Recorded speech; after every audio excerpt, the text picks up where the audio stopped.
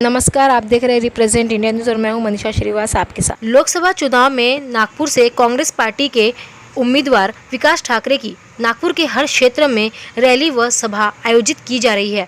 इसी तरह विकास ठाकरे की झिंगाबाई टाकली क्षेत्र में सभा का आयोजन किया गया और जैसे ही विकास ठाकरे का भाषण शुरू हुआ, जोरों से बारिश शुरू हो गई और ऐसे में विकास ठाकरे की सभा में शामिल हुए सभी नागरिकों ने बारिश में भीगते हुए उनका भाषण सुना। तो आइए देखते हैं हमारे रिप्रेजेंट इंडिया न्यूज़ की यह खास रिपोर्ट।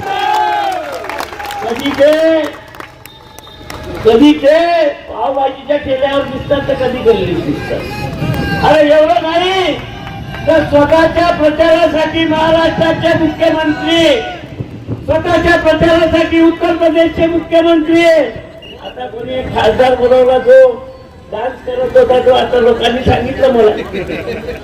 अरे पहिले म्हणायचं किंमत मागणार नाही, द्यायचं असेल तर द्या, नाही तर नका देऊ, आणि नंतर गल्लोगल्ली फिरून मत मागायचं। मित्रांनो, संविधानाने जो अधिकार मिळालेला आहे तो अधिकार एवढा मोठा आहे आपला की या देशातला नागरिक कोणालाही नेता बनवू शकतो आणि कोणालाही घरी बसवू शकतो। आणि म्हणून या नागपूर शहरातील लोकांचा विजय झाला आहे की जे म्हणत होते मी मतदारांना जाणार नाही मत मागायला, जे गल्लोगल्ली फिरत आहे, ही नागपुरातली जनता लढाई जिंकली आहे। मित्रांनो, तुम्ही जिंकला आहे। तुम्ही ज्या गल्लीत प्रचाराला यांना बोलावलं तुम्ही जिंकला आहे।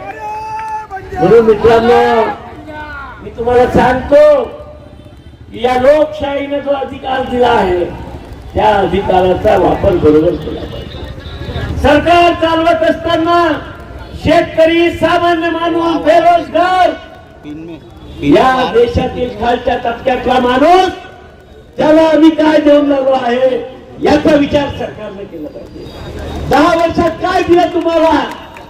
महागाई कमी झाली का? विजेचे बिलचे दर कमी झाले का? पाण्याच्या बिलाचे दर कमी झाले का? घराचा टॅक्स कमी झाला का?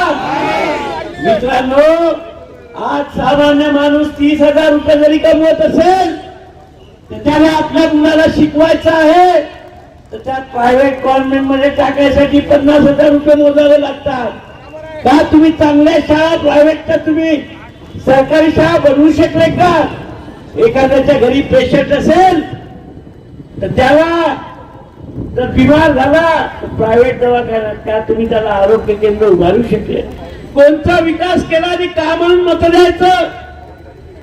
म्हणजे आजची आर्थिक अडचण होत आहे, कुठल्या सोयी नाही, आणि तुम्ही म्हणे माझ्या विकासाला पाहून मत द्या। आता या लोकसभेच्या निवडणुकीत प्रचाराला मी फिरून झालो, लोक आताही मला महानगरपालिकेचे प्रॉब्लेम सांगतात। पिण्याचं पाणी नाही, रस्त्यावर गड्डा आहे। आता मी आमदार झालो, आमदार झाल्यावर मला वाटलं होतं की आता महानगरपालिकेच्या समस्या सांगणार नाही, परंतु जनतेने त्या समस्या 4.5 वर्ष सांगितल्या। मी माझ्या सरकारच्या माध्यमातून काही माझ्या माध्यमातून मी त्या सोडवण्याचा प्रयत्न करतो। मित्रांनो, जनतेला काय पाहिजे? तुम्ही खासदार बना, आमदार बना, नगरसेवक बना, त्याच्या मूलभूत सोयी आहे, त्याला रोजच्या दैनंदिन जीवनामध्ये ज्या गरजा आहे त्यामध्ये तो अडचणीत असेल तर तुम्ही हे तीनही पद बघून काय कामाचे? मित्रांनो, हा आणि म्हणून या शहराचा विकास करत असताना सामान्य माणूस आहे, मध्यमवर्गीय माणूस आहे, खालच्या तबक्यातला माणूस आहे, त्या माणसाला काय पाहिजे? त्याला आम्ही काय देऊ शकतो? त्याला आम्ही करामध्ये सूट देऊ शकतो का? त्याला विजेच्या बिलामध्ये सूट देऊ शकतो का? त्याला पाण्याच्या बिलामध्ये सूट देऊ शकतो का?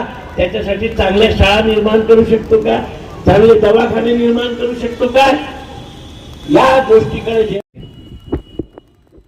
मी देवाला विनंती करतो की या मतदाराला कधीच अडचणीत येऊ नको देऊ, परंतु तो जर कधी अडचणीत आला तर त्याच्या जो विकास ठाकरेचा नंबर लावू दे, कारण त्याच्यासाठी धावू दे।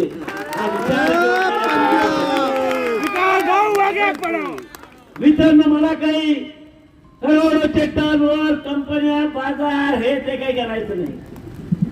सामान्य माणूस आहे, व्यवसायी माणूस आहे, नगरसेवक बनायच्या पहिल्यापासून व्यवसायात आहे. मला जितकं लागतं तितकं मी कमवतो.